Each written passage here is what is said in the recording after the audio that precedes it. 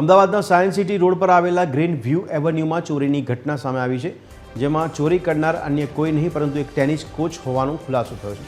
ફરિયાદી ગૌરવ દીક્ષિતના 14 વર્ષનો સગીર દીકરો છેલ્લા 6 મહિનાથી વૈદિક મનસો પાસે ટેનિસ કોચિંગ લેતો હતો।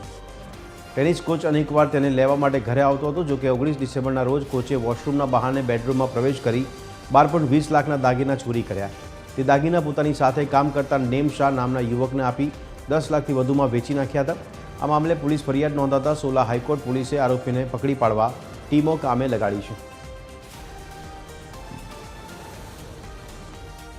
પહેલી સવારે આ કામનો આરોપી વૈદિક શ્વેતાંગ મનસો જે એમના દીકરાને ટેનિસનું કોચિંગ આપતો હતો તે વહેલી સવારે તેમના ઘરે આવેલો હતો કોચિંગ માટે રિસીવ પિકઅપ કરવા માટે, અને એ દરમિયાન તેમના ઘરે આવી વોશરૂમ જવાના બહાને તેમના બેડરૂમમાં જઈ અને તેમના જે ડ્રોવરમાં કબાટમાં રાખેલ સોના ચાંદીના દાગીના આશરે 12.5 તોલા સોનાના દાગીના તથા 200 ગ્રામ ચાંદીના દાગીના મળી કુલ 12,20,000ના દાગીના ચોરી કરી લઈ ગયેલ હતા, જે અંગે ગુનો દાખલ કરવામાં આવ્યો છે અને આગળની તપાસ ચાલુ છે।